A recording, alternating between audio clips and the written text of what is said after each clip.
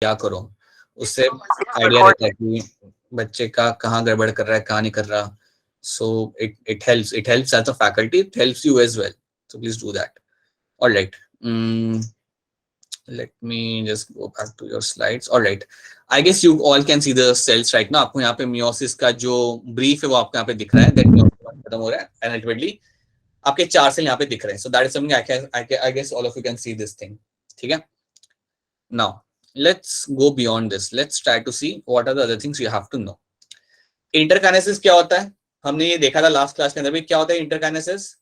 Time gap between meiosis 1 and meiosis 2. बिल्कुल सही, very true रिया. या ये आपका रहेगा आपका time gap, that is going to be time gap between your meiosis 1 and meiosis 2 के बीच आपका जो टाइम गैप होता है उसको हम बोलते हैं यहाँ पे हमारा इंटरकाइनेसिस.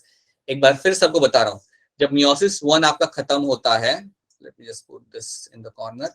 जब meiosis 1 आपका खत्म होगा, राइट, जब आपका meiosis 1 आपका खत्म होगा, उसके बाद एक टाइम गैप होता है, एक टाइम गैप होता है, और उसके बाद वो काफी शॉर्ट ड्यूरेशन का होता है, और उसके बाद आपका चालू होता है आपके यहाँ पे meiosis 2. After that you will find कि आपका meiosis 2 वहां पे चालू होगा.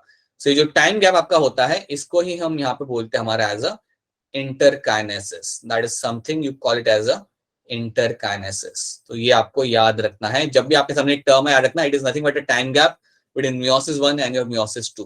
That is one thing you have to remember. ये आपको याद रखना पड़ेगा. Now यहाँ पे एक टर्म है, the term is going to be amitosis. So let's try to understand this term right now कि अमाइटोसिस है क्या. इसको यहाँ पे समझ लो, ध्यान से फोकस करना. बड़ा सिंपल सा टर्म है, एकदम से समझ आ जाएगा. समझो ये आपका सेल है.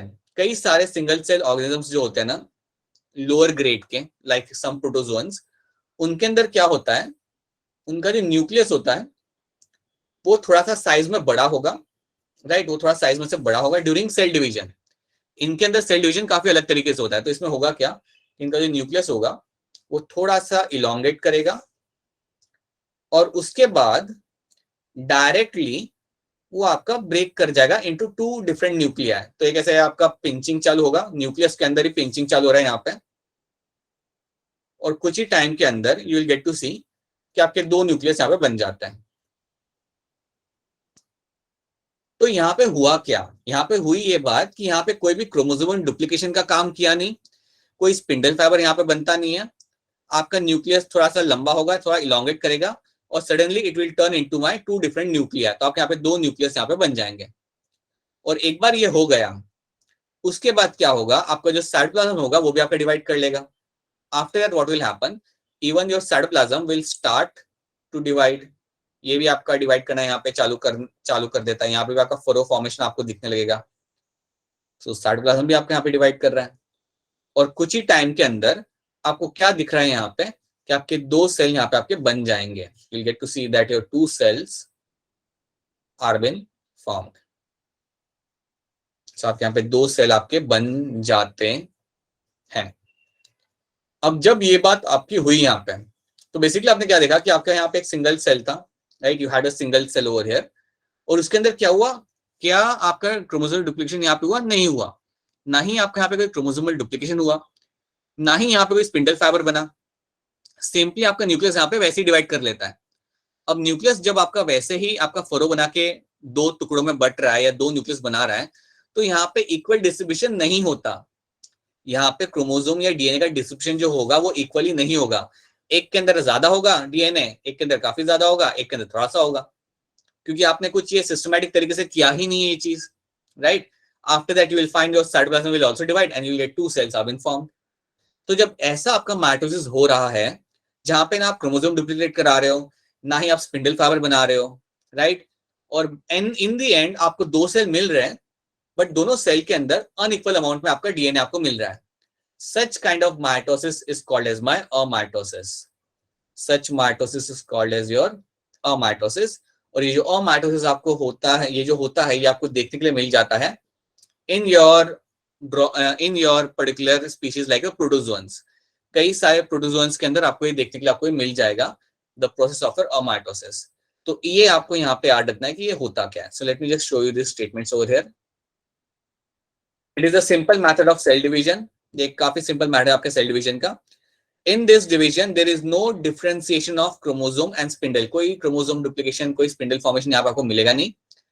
The nucleus is going to elongate, constrict in the middle to form two daughter nuclei. Ultimately बना देगा आपके यहाँ पे दो daughter nuclei आपके यहाँ पे बन जाएंगे, right? This is followed by cytoplasmic division to form two daughter cells. Ultimately आपके दो सेल यहाँ पे बन जाते हैं. अब याद रखना ये कोई रेगुलर डिवीजन है नहीं, ये आपको ज्यादा कोई स्पीशीज में देखने के लिए आपको नहीं मिलेगा, और ये बात सेंस भी करती है कि यार ये नहीं भी मिलना चाहिए, because it is a kind of division जहां पे आपको अनइक्वल डिस्ट्रीब्यूशन आपको मिल जाए देखने के लिए, right? So it is not regular method of division because nuclear matter is not divided equally, बिल्कुल कहीं से भी इक्वली डिवाइड हो नहीं रहा. Some of the protozoans show this kind of division. बस कुछ प्रोटोजोन आपके होते हैं जिन्होंने ये टाइप का डिवीजन शो करना है, बाकी किसी ने भी ये टाइप का डिवीजन शो नहीं करना. ये होता है आपका अमाइटोसिस. क्या आपको यहाँ पे अमाइटोसिस क्लियर है? Is amitosis clear all of you? Yes, sir. Yes, sir. Right? So that is something you have to remember कि यार ये होता है आपको यहाँ पे amitosis, and this is something you have to remember. ये आपको यहाँ पे ये टर्म आपको यहाँ पे याद रखना है कि यार ये है क्या और यहाँ पे क्या हो रहा है, राइट? सो अमाइटोसिस के ऊपर बेस आपको डायरेक्ट क्वेश्चन है, लेकिन ये टर्म आपको मिल सकता है ऑप्शन के अंदर. अगर डायरेक्ट क्वेश्चन आपको नहीं मिल रहा, but you can still find such term in one of the options. So that's why ये term को याद रखना जरूरी है. So that's why you have to know कि ये term है क्या. ये आपका नॉर्मल माइटोसिस आपका यहाँ पे नहीं है. Now एक और टर्म है आपके यहाँ पे कॉल्किकाइन. कॉल्किकाइन जब आपके सामने टर्म आता है इसका मतलब क्या होता है बता दो. Spindle fiber को break down that spindle Right. fiber. Right. Does not allow formation of my spindle fiber. Right. और अगर हो तो उन्हें ब्रेक डाउन कर देगा. Right. So अटैक करेगा आपके स्पिंडल फाइबर पर. बेसिकली आपके माइक्रोट्यूब्यूल्स को असेंबल नहीं होने देता. Does not allow microtubules to assemble.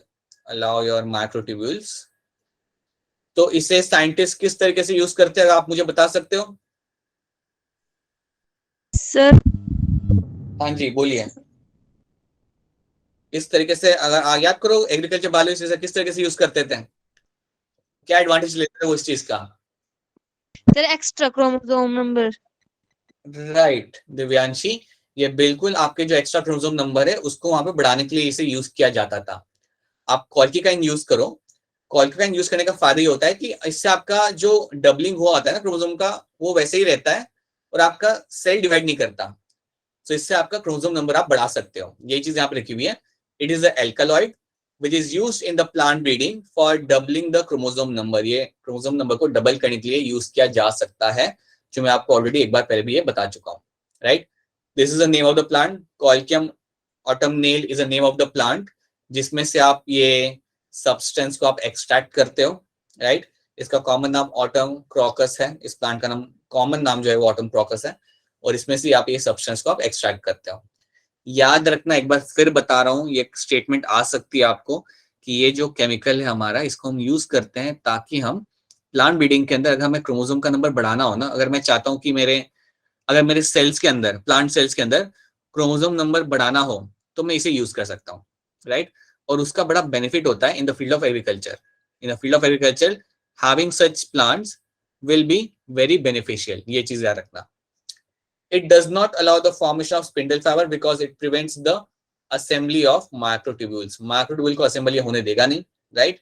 इसको इवन कहा जाता है मेरा यहाँ पे माइटोटिक पॉइजन.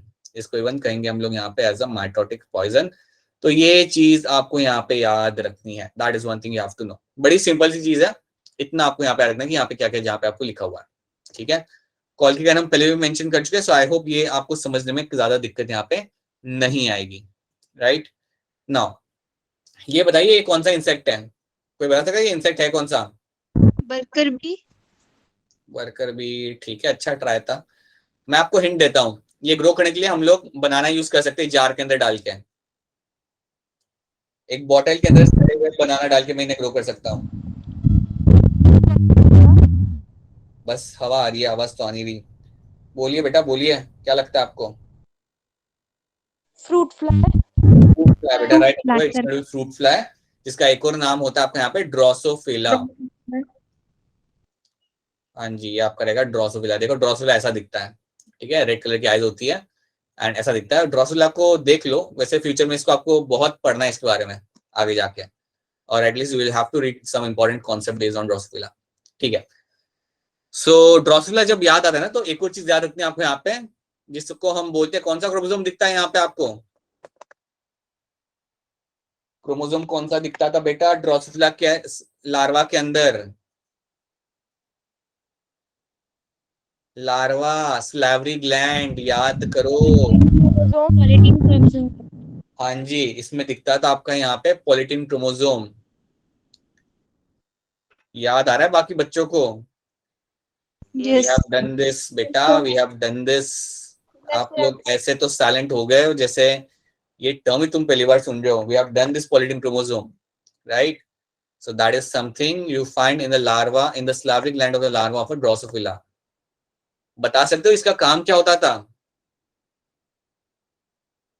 सर ये इसको पुश करता है। हाँ जी, राइट। इसने पुश करना है आपको फॉर द मेटामॉर्फोसिस के लिए, उसने आपको पुश करना है, लाइक बेसिकली हेल्प करेगा लार्वा को एडल्ट फॉर्म में बनने के लिए। ट्रू, ठीक है।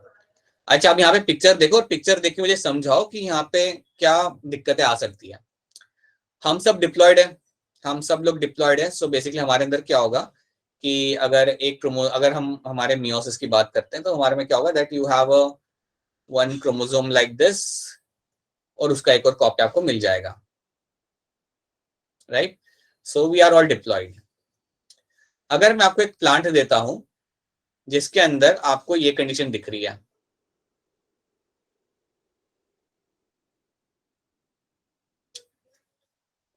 अगर आपको ये कंडीशन आपको उसमें दिख जाती है, देन क्या होगा? इसके लिए हम क्या टर्म यूज करेंगे?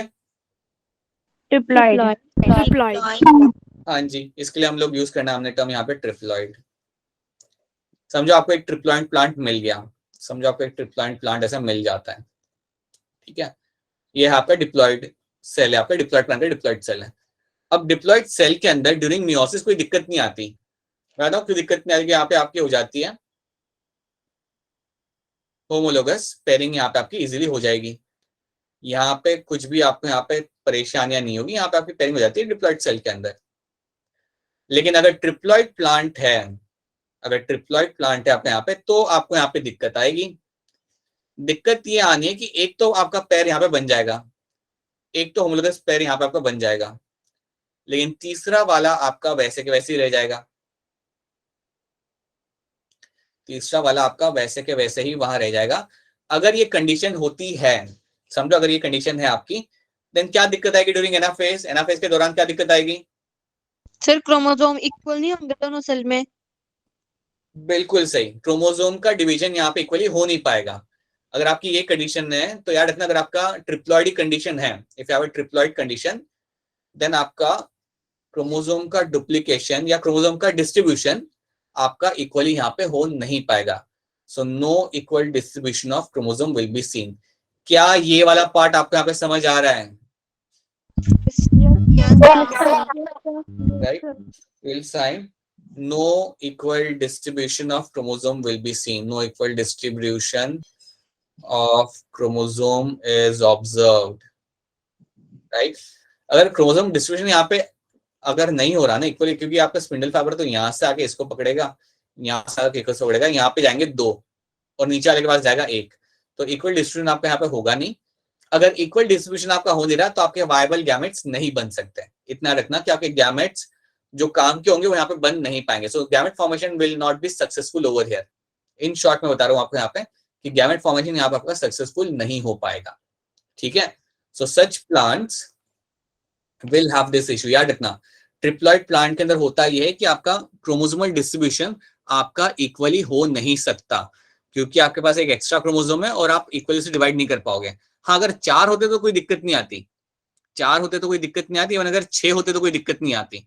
बट जब आप ऑड नंबर की बात करते हो तो उसमें आपका अनइक्वल डिस्ट्रीब्यूशन आपका हो जाता है। सो ये चीज आपको यहाँ पे मालूम होनी चाहिए, बिकॉज अगर वो कभी क्वेश्चन आता है, स्टेटमेंट आता है, so you should be able to understand कि वो लोग क्या पूछ रहे हैं आपसे। So that is something you have to know. So I hope you are able to understand. I hope आपको समझ आ रहा है कि अगर ट्रिप्लॉइड प्लांट हो तो क्या परेशानियां आ सकती है। क्या ये वाला पार्ट आपको यहाँ पे क्लियर है? All of you, I hope it's clear to all of you over here. Sir repeat कर दो एक बार। हाँ जी, देखो इसमें है क्या ना, देखो इसमें सिंपल सी बात है। बात इसमें यह है कि आप इतना तो यहाँ पे देख रहे हो कि अगर मेरे पास ट्रिप्लॉइड कंडीशन है तो मेरे पास 3 सेट्स होंगे, समझिए क्रोमोसोम नंबर 6 है, ये उसकी एक और कॉपी है, ये उसकी एक और कॉपी है। अब अगर ह्यूमंस में बात करें तो हमारे पास 2 ही होते हैं, तो यहाँ पे डिस्ट्रीब्यूशन काफी इक्वली हो जाता है। यहाँ पे यहाँ से स्पिंडल फाइबर आया, ये इसको खींच के ऊपर ले जाएगा, यहाँ से ये आया, ये इसको खींच के नीचे ले जाएगा, तो दोनों साइड इक्वल नंबर में जा रहा है आपका यहाँ पे क्रोमोसोम, ठीक है। यहाँ पे दिक्कत क्या है, यहाँ पे दिक्कत ये है कि जब यहाँ पे क्रोमोसोम लाइक आपका एनाफेज होगा तो ये जो दोनों क्रोमोसोम है ये तो चले जाएंगे एक पोल की तरफ, इस पोल की तरफ वो लोग चले जाएंगे, राइट। नीचे कौन जाएगा, नीचे एक ही जा रहा है, यहाँ पे नीचे साइड एक, यहाँ पे एक ही जा रहा है। तो वही मैं कह रहा हूं आपको यहाँ पे कि यहाँ पे इक्वल डिस्ट्रीब्यूशन आपका नहीं होने वाला। You will find one pole will get extra chromosome, नीचे वाले साइड पे आपको ज्यादा मिल नहीं रहा, ज्यादा वहां पे सिर्फ एक ही क्रोमोसोम जा रहा है। अगर ऐसा होता है ना, कर दो ये पीछे से। हाँ बेटा बोलो, वापस बोलो, बोलो क्या करे हो आप। सर ये वाला पीछे से रिपीट कर दो। देखो ये यहाँ पे ये कह रहा हूं मैं कि जब देखो ये आपके क्रोमोसोम आपके सारे लग गए, मेटाफेज के दौरान सारे बीच में आके खड़े हो गए, लेकिन जब ये बीच में आके खड़े हो जाएंगे उसके बाद होगा आपका एनाफेज ना। अब एनाफेज में क्या होगा, ये जो ऊपर के जो 2 होंगे ना, ये ऊपर के 2 ये तो ऊपर चले जाएंगे, एनाफेज के टाइम पे जब उन्हें खींचा जाएगा वो ऊपर चले जाएंगे, और नीचे वाले साइड पे सिर्फ एक ही जाएगा, यहाँ से सिर्फ एक ही, नीचे वाला एक ही साइड, मतलब एक ही क्रोमोसोम यहाँ पे जा रहा है नीचे के एंड पे। तो हो गया ना अनइक्वल डिस्ट्रीब्यूशन, एक सेल को मिल रहा है एक्स्ट्रा यहाँ पे, दूसरे सेल को यहाँ पे एक ही मिल रहा है। तो ऐसे अनइक्वल तो चलेगा नहीं नेचर के अंदर, ऐसे अनइक्वल अगर आप डिस्ट्रीब्यूशन करोगे क्रोमोसोम के अंदर तो नेचर में ये वायबल नहीं होता। तो इसलिए मैंने बोला कि अगर ऐसा होता है, अगर ट्रिप्लॉइड कंडीशन होती है देन आपका इक्वल डिस्ट्रीब्यूशन नहीं हो सकता क्रोमोसोम का, ठीक है। और अगर क्रोमोसोम का इक्वल डिस्ट्रीब्यूशन अगर आपका नहीं हो रहा देन आप एक्सपेक्ट नहीं कर सकते कि आपके सही से गैमेट बन पाएंगे, राइट। ये मैं आपको यहाँ पे समझा रहा हूँ। क्या ये वाला पार्ट आपको यहाँ पे समझ आया? Now is this part clear to you? Right. तो ये इस तरीके से ये चीज यहाँ पे चलेगी। तो ये चीज आप याद रखना। तो कभी ये स्टेटमेंट आता है तो याद रखना कि यार दिक्कत क्या आती है, अंडरस्टैंड दिस थिंग कि इसमें दिक्कत क्या आती है। अब एक ओपन एंडेड क्वेश्चन मैं आपको पूछना चाहूंगा, आप खुद से सोच के आंसर कर सकते हो, you can take your time and answer this.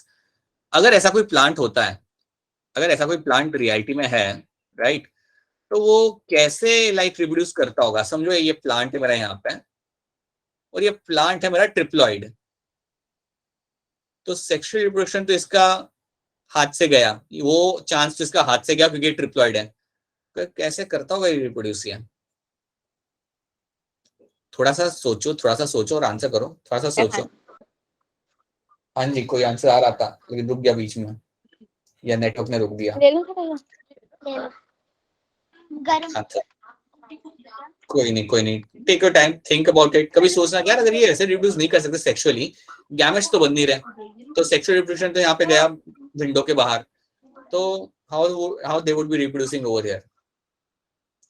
How, कैसे? कोई बात नहीं, you can think about this, you can take your time, think about this, रात भर सोचो। Okay, so now you have a significance of meiosis. ये आप already हम देख चुके हैं। 2 चीजें आती हैं आपको यहाँ पे, वेरिएशन आपको यहाँ पे मिल रहा है। Variation is something which has been one of the important factor of meiosis, right? It leads to a gamete formation. Gamete formation आपको यहाँ पे दिख जाता है होते हुए, right, during meiosis। और मैंने आपको एक चीज समझाई थी, वो ये थी कि आपके जो गैमेट्स होते हैं वो आपके होते हैं हैप्लॉइड। ये आपका हैप्लॉइड स्पर्म है और आपका ये है हैप्लॉइड एग। तो आपका जायगोट कैसा बनेगा? डिप्लॉइड। हाँ जी बेटा, आपका जायगोट जो यहाँ पे बनेगा वो आपका रहेगा यहाँ पे diploid. That is always going to be your diploid over here. जब आपका फ्यूजन होता है ना स्पर्म और एग का, तो आपका जो जायगोट बनेगा वो आपका रहेगा डिप्लॉइड, और फिर ये करता है माइटोसिस। उसको अगर आप इग्नोर करोगे फिलहाल तो उसे भी चलेगा, बट कहने का मतलब ये है आपका यहाँ पे कि जब मियोसिस होता है ना, आपको हैप्लॉइड सेल्स मिलते हैं। जब मियोसिस होता है तो आपको मिलते हैं गैमेट्स, और वो होते हैं हैप्लॉइड। बट बाद में आपको नॉर्मल डिप्लॉइड वाली कंडीशन आपको मिल जाती है। सो आपका क्रोमोसोम जो नंबर होता है, जो रियल में जो नंबर होता है, वो आप रिस्टोर कर लेते हो। वही चीज यहाँ पे लिखी हुई है। Meiosis is a mechanism by which conservation of specific chromosome number of each species is achieved. तो लोग यही कह रहे हैं कि मियोसिस जब आपका होता है तब बल्कि आपके गैमेट्स बनते हैं स्टार्टिंग में तो, लेकिन बाद में आप ये जो नंबर है ना डिप्लॉइड वाला नंबर, ये आप कंजर्व कर लेते हो या वापस से अटेंड कर लेते हो। तो वही चीज यहाँ पे मेंशन करके रखी हुई है। across the generation in the sexual reproducing organism, right? Even though the process per se paradoxically result in reduction in chromosome number by half. तो वही वो लोग कह रहे हैं कि इवन दो स्टार्टिंग में नंबर कम हो जाता है, बट बाद में आप उसे वापस रिस्टोर कर लेते हो. जब आपका फ्यूजन होता है गैमेट्स का, you restore back the normal number. So वही उन्होंने यहाँ पे लिखा हुआ है जो एनसीईआरटी पे मेंशन है, इसलिए मैंने आपको ये दिखा रहा हूँ क्योंकि ये स्टेटमेंट आपके एनसीईआरटी पे मेंशन है. और दूसरा यहाँ पे लिखा हुआ अबाउट द वेरिएशन, ये बताने की जरूरत नहीं है. Variation is one of the important process of evolution. Variation एक बड़ा ही इंपॉर्टेंट प्रोसेस है आपका यहाँ पे ऑफ इवोल्यूशन, जो आपको यहाँ पे देखने के लिए मिल जाएगा, राइट? देखो एक चीज याद रखना आप लोग हमेशा कि आपका जो मियोसिस होता है ना, उसमें होता है आपका क्रॉसिंग ओवर. क्रॉसिंग ओवर कौन से स्टेज पे होता है बाय द वे? कौन से स्टेज होगा crossing over? Right, it is always going to be pachytene, right? ये बड़ा ही इंपॉर्टेंट है for your variation in the population. ये आपके पॉपुलेशन में वेरिएशन के लिए बड़ा ही ज्यादा इंपॉर्टेंट है. मैं आपको फटाफट एक शॉर्ट में स्टोरी बताऊंगा, राइट? वो स्टोरी याद रखना, वो स्टोरी वेरिएशन को समझने में बड़ा हेल्प करती है. स्टोरी कुछ ऐसी है कि आपका है ना, DDT was an insecticide, is an insecticide. ये आपका एक इंसेक्टिसाइड है. आपने सुना भी होगा, कहीं ना कहीं से सुना भी होगा that DDT is going to be insecticide. और ये इंसेक्टिसाइड यूज किया गया था 1960s के दौरान, काफी ज्यादा यूज किया गया था to kill the mosquito larva. Mosquito के लार्वा को मारने के लिए इसे यूज किया गया था. तो बेसिकली वो लोग करते क्या आते हैं, कहीं पे भी अगर ठहरा हुआ पानी हो, जहां पे भी अगर पानी हो, जो रुका हुआ पानी हो, वहां पे जाके ये लोग इंसेक्टिसाइड को रिलीज करते थे, मतलब स्प्रे करते थे. तो उससे होता क्या था कि जो लार्वा होते थे मॉस्किटो के, उनकी डेथ हो जाती थी. तो जब इसे यूज करना चालू किया तो देखा कि यार इसका तो काफी अच्छा इंपैक्ट होने लगा. सडनली मॉस्किटो का पॉपुलेशन काफी कम होने लगा. So that was a good thing, that was something which was a success back then. क्या DDT आपका काम कर रहा है और मॉस्किटो लार्वा का नंबर यहाँ पे आपका कम हो रहा है. लेकिन एक बात आपको यहाँ पे समझनी है, मॉस्किटो जो आपके होते हैं वो कैसे रिप्रोड्यूस करते हैं, सेक्सुअली या असेक्सुअली? अरे मॉस्किटो में मेल फीमेल होता है या नहीं होता? होता है. Yes, sir. तुम लोग होता है बिल्कुल. अगर मेल फीमेल होता है तो obviously they must be reproducing sexually ना, they will be undergoing a sexual mode of reproduction.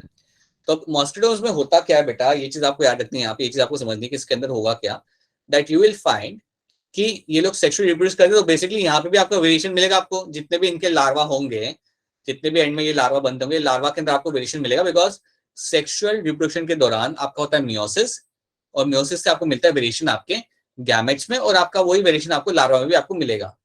तो हुआ क्या कि जब इन्होंने DDT यूज करना चालू किया, समझो आपके पॉन्ड में 1000 लार्वा थे, आपके पॉन्ड में 1000 लार्वा थे. उन 1000 लार्वा में से what happened, out of them 950 died. 950 की हो गई वहां पे डेथ, लेकिन 50 वहां पे हो गए जो बच गए. क्या कोई मुझे बता सकते कि ये 50 बच क्यों पाए थे वहां पे? Anyone can think it, why this? हाँ जी बताइए. सर जो सर DNA होता है प्लाज्मिड को, हाँ जी बोलिए बोलिए बोलिए. 50 ऑफ देम सर्वाइव कैसे कर पाए? सर प्लाज्मिड DNA इनके पास. ठीक है, 50 ऑफ देम सर्वाइव इसलिए कर पाए क्योंकि इनके पास था कुछ वेरिएशन, इनके DNA के अंदर कुछ वेरिएशन था, और वो वेरिएशन उन्हें हेल्प कर रहा था कि वो सर्वाइव कर पाए उस कंडीशन में जहां पे था इंसेक्टिसाइड. तो इसलिए मेरे 50 जो यहाँ पे लार्वा थे वो यहाँ पे सर्वाइव कर गए, और ये 50 बड़े हुए, और इन्होंने जब रिप्रोड्यूस किया तो इनके जैसे और लार्वा बनने लगे. तो जब आपने इंसेक्टिसाइड यूज किया स्टार्टिंग में, तब तो नंबर कम हो गया, लेकिन 50 लार्वा वहां पे बच गए. ये आपको एग्जांपल दे रहा हूँ, हाइपोथेटिकल एग्जांपल है to make you explain. 50 of them survived, और वो क्यों सर्वाइव किए? Because they had some variation, और ये वेरिएशन उन्हें हेल्प कर रहा था कि वो सर्वाइव कर सके इन द DDT वाले कंडीशन के अंदर. वो पानी के अंदर वो लोग सर्वाइव कर पा रहे थे जिसके अंदर आपका DDT प्रेजेंट था. तो इससे क्या हुआ, उनका नंबर वहां पे बढ़ गया, और उनका जैसे नंबर बढ़ना चालू हुआ, बाद में लोगों को रियलाइज हुआ कि ये तो हो चुके हैं DDT रेजिस्टेंट, इनको DDT वाले पानी से अब फर्क पड़ नहीं रहा था. तो एक टाइम के लिए पॉपुलेशन कम हुआ, but after that everyone was able to survive, और उनका नंबर वहां पे बढ़ने लगा. So that is the example of, very good example of variation helping in evolution. ये आपका एक बहुत इंपॉर्टेंट एग्जाम्पल बन जाता है आपके वेरिएशन का, जो हेल्प करता है इवोल्यूशन करने के लिए या इवॉल्व करने के लिए आपको हेल्प करता है. तो that was one of the very good example जो मॉस्किटो के साथ देखा गया था. And now you get to see कि आप कितना भी हेवी डोज यूज करो इंसेक्टिसाइड का, उनके लार्वा की डेथ नहीं होती. दे हैव ऑल सर्वाइव्ड, और वही उनका वेरिएशन और ज्यादा पॉपुलेशन में आपको देखने के लिए मिलता है. ठीक है. सो ये एक छोटी सी स्टोरी है जो आपको याद रखनी है, क्योंकि आपको फ्यूचर में भी बाद में बताई जाएगी.